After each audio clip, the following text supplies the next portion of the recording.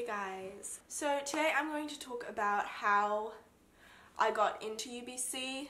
I think everyone gets in for different reasons and has a different process, but when I was applying or looking to apply, I watched hundreds of these videos. So I thought I'd film my own one because I think that my situation is quite unique. I guess you would consider me an international student, but I am a Canadian citizen. So I went to high school in Australia. I didn't do the IB or a Canadian curriculum. I did the higher school certificate, which is the HSC. So I was accepted into UBC's winter session from 2021 September I was accepted for a Bachelor of Arts and Bachelor of Fine Arts majoring in film production. I did not accept the Bachelor of Arts, I did accept the Bachelor of Fine Arts. So today I'm going to talk about why I wanted to go to UBC, what I did academically to get in, what the application asks for or what it requires, what I would recommend and what I wouldn't recommend. Yeah, I'll take you through the regular application and also the film production application. Oh my gosh. Because they're two separate applications. So basically, the reason that I wanted to go to UBC was, there are a million different reasons. Going to an international junior school, so I lived in Tokyo, went to an international school, then I moved to Australia when I was 12.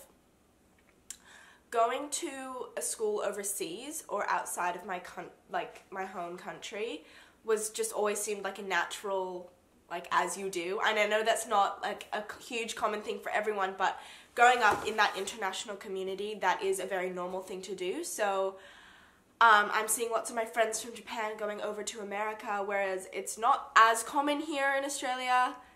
Many people still do, but yeah, that's sort of where the idea came from, I guess. I always just thought that I would be going to university overseas. The first time I started looking at going to university in Canada, I must have been in year 7, so I must have been like 13. And me Googling on my laptop, top universities in Canada, and UBC was always within the range of the top 3. It is an incredible university. The facilities are just, I'm sure if you're watching this video, you know well why I want to go to UBC. It academically achieves, it performs well, and it just seemed like a place where I could grow and flourish and push myself. I just loved the energy of UBC, and it was also, funnily enough, it's one of the most international universities in Canada, if not the most. Hey guys, I'm filming this video on my computer. I also forgot to mention that UBC was one of the only universities in Canada that had film production. I think there was a few that I could find, but none of them were as appealing to me as UBC. There are obviously film schools, but I wanted to go to university with colleges and whatnot. So not many universities had film production as something that I could do. So yes, I was drawn to it, I loved it, I wanted to live in Canada because my dad was Canadian and I lost him when I was 11, and I don't know, Canada just was calling me for university. So that's why I wanted to go to UBC. That then became my dream, and I wouldn't recommend only having one university that you want to go to. Of course, I applied to universities and got into universities here in Sydney, and in Melbourne and whatever in Australia, but none of them, I didn't really want to go to any of them. So my high school, I went to an all-girls private school. It offered both the HSC, which is what you would generally do in New South Wales, and then my school also offered the IB, which is the International Baccalaureate, which is recognized internationally, and a lot of schools do it all over the world, and it's just a different course. It's very different. My school marketed it as though the IB was harder, for smarter students, for this and for that, better to get into university. It is just more internationally recognized. Just because you don't do the IB doesn't put you at a disadvantage for getting into a university if you do well. Plenty of my friends who in Japan went to high schools that only offer the IB. Neither is better. I just think it's silly the way that my school marketed it to the smart people in our year. So I always pictured myself doing the IB. But I got into the interview, and Japanese, which I had done since year 9, and drama, my 2 favorite and best performing subjects, were not going to be offered in the IB in our year group. Silly, because I ended up being the only one doing Japanese, so they should have just... Anyway, so I basically chose HSC because they had Japanese and drama. The HSC just had my subjects in it, and the IB, quite frankly, didn't offer my subjects. So for the HSC, I did drama, business, Japanese continuers, Japanese extension, and maths advanced. I would never, ever, ever, ever, ever, ever, ever, ever, ever recommend doing a subject that you don't like just because it's higher ranking. This might not relate to you if you live in Canada or America or wherever else, but in Australia, they always say, oh, but this subject doesn't scale as well. No, if you don't like it and you're not willing to try hard in it, scaling doesn't matter. If you choose the subjects that you like, you will do well, regardless of how scaling works, because maths advanced and advanced standard, no difference in scaling. Business does not scale well. Drama does not scale well. My subjects did not scale well, but I ended up with a 93.9 ATAR, which I wanted above 90, and I got, and I worked really, really, really, really, really hard in my last year to get that mark, so I'm very pleased with it. So that is me. That is my general background. International student, Canadian citizen. I did the HSC. I didn't do the IB. I didn't do any Canadian syllabus.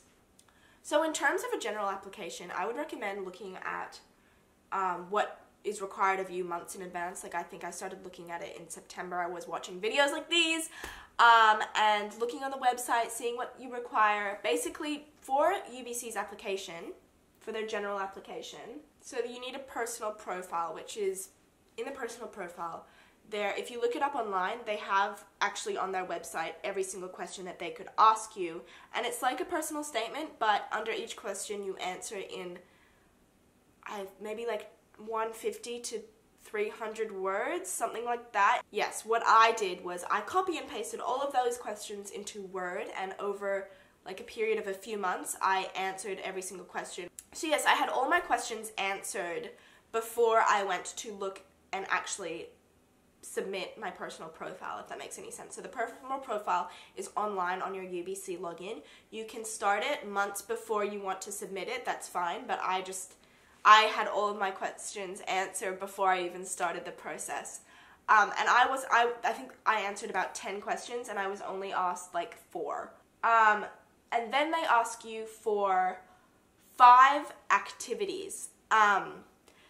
I had more activities that I could have put in, but I don't know. I appreciate the fact that you only need 5. So you're not expected to be doing all of these crazy, volunteering, extracurricular to get in. You need 5 activities, which I think is a reasonable number. It could be a sport, a musical, some sort of volunteer work, something you do in your community, or something else. So I chose my job at the cafe, volunteering at a theatre company for children,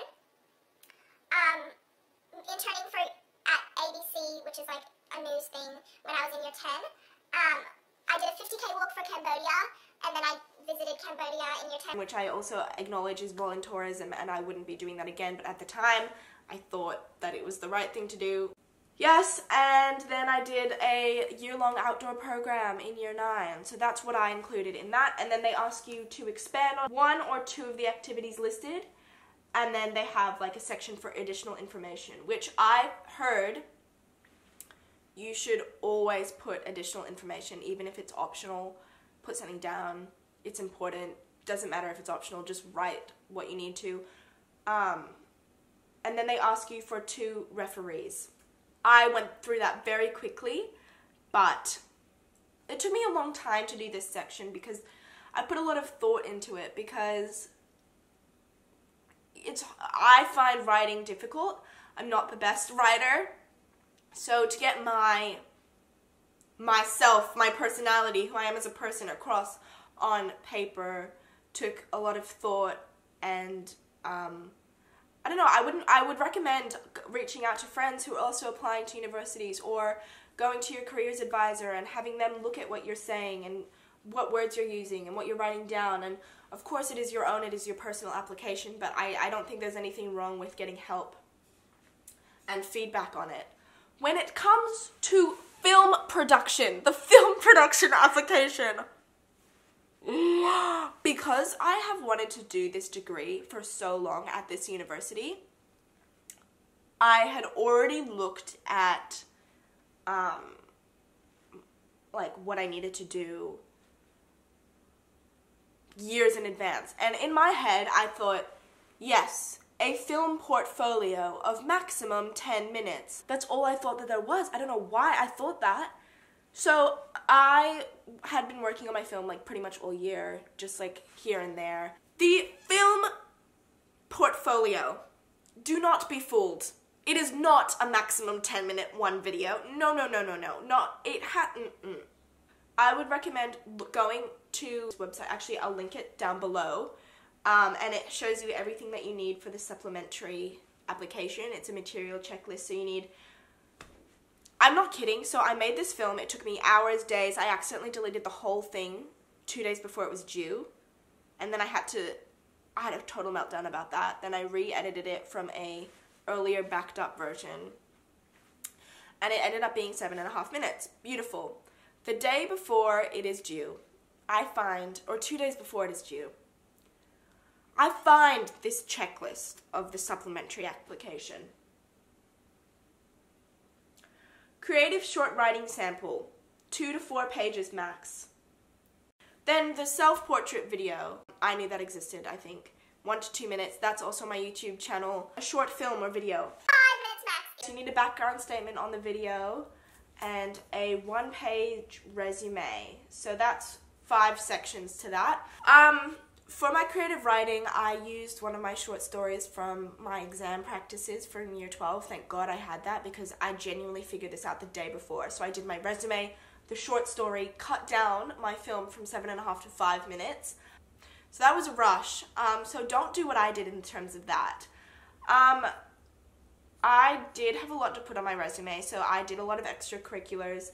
In the younger years, I did a lot. I put in everything from, what was relevant, so from year 9, and you would be surprised, you probably have a lot of things that you forgot about. Like, I completely forgot about little volunteer projects throughout school. School leadership is important, I think. I did teach drama club when I was in year 11. I taught drama club. I'm trying to look at what I have on my resume. So I had community and leadership work. I did a project in year 9 where we picked up litter on a mountain and made it into a bird. I did Salvation Army volunteer. I volunteered as a shop assistant in 2018, and I did the Red Shield Appeal in 2016. I went to Cambodia, I did that volunteering. I walked 50k for Cambodia twice. I volunteered at Northside Youth Theatre. I got donations for Legacy. And then you have a creative project section, so I put in helping at the theatre company. And I had 3 short films, so I put them in. Then extracurriculars. I did lots of plays and musicals throughout high school. I got an acting scholarship for 1 year at this place. I taught drama club. I did lots of school clubs, like drama committee, social justice club, Cleanwood environmental group, Greenies environmental group in year 9. I'm not even kidding. Like, I put all of these in, but these did not take up a huge section of my time. I did them all at different times. Maybe one was only for a month or 2 months. I did sports, barely. I just did general sports. And then employment. Babysitter, internships, shop assistant, waitress, Japanese tutor.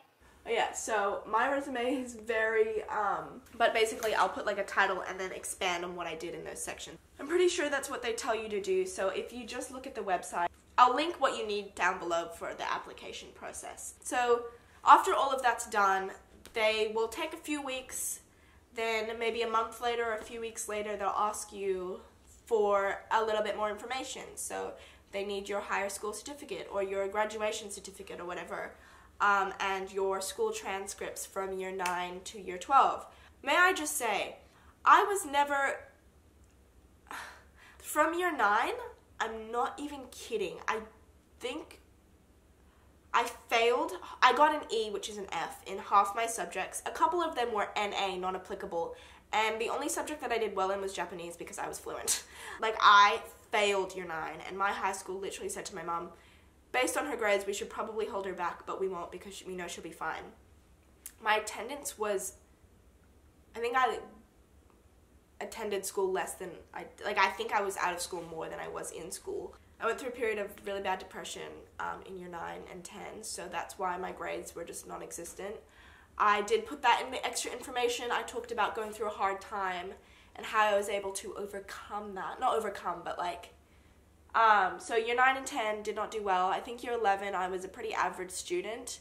Year 12, I think I was just above average for most of my subjects, and I got a good ATAR. I did try really, really, really, really, really hard in year 12.